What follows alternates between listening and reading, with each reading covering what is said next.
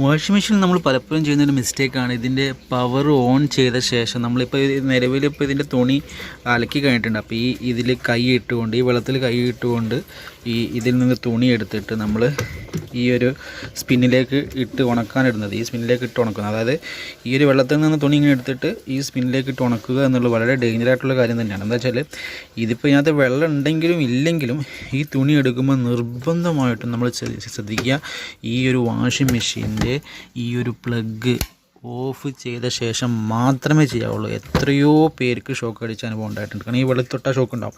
ചില മഴക്കാലമാണെങ്കിൽ എന്തായാലും ഷോക്ക് അടിക്കും. അപ്പോൾ ചില മിസ്റ്റേക്കുകൾ കൊണ്ട് വരാം, നാച്ചുറലായിട്ട് വരാം, അല്ലെങ്കിൽ അപകടങ്ങൾ ഉണ്ടാകാനുള്ള ചാൻസ് വളരെ ഡേഞ്ചറാണ്. അപ്പോൾ അതുകൊണ്ട് നിങ്ങൾ പ്രത്യേകം ശ്രദ്ധിക്കുക. സ്വിച്ച് ഓഫ് ചെയ്ത ശേഷം മാത്രം ഇതിൽ കൈയിട്ടിട്ട് തുണി എടുക്കുക. നനഞ്ഞതാണെങ്കിലും വെള്ളത്തിലാണെങ്കിലും എടുത്തിട്ട് എന്ത് ചെയ്യുക, ഇതിലേക്ക് ഇടുക.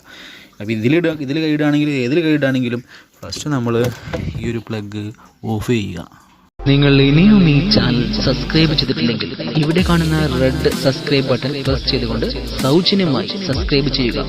തൊട്ടടുത്ത് കാണുന്ന ബെൽ ഐക്കൺ കൂടി പ്രസ് ചെയ്യുകയാണെങ്കിൽ ഞങ്ങളിടുന്ന ഓരോ വീഡിയോസും വൈകിട്ട് 7 മണിക്ക് തത്സമയം നിങ്ങളുടെ കയ്യിലേക്ക് എത്തുന്നതായിരിക്കും. അതുപോലെ തന്നെ ഈ വീഡിയോ ഇഷ്ടപ്പെട്ടാൽ നിങ്ങൾക്ക് ലൈക്ക് ചെയ്യാൻ, അതുപോലെ തന്നെ നിങ്ങളുടെ സുഹൃത്തിലേക്ക് ഇതൊന്ന് ഷെയർ ചെയ്യാനും മറക്കരുത്.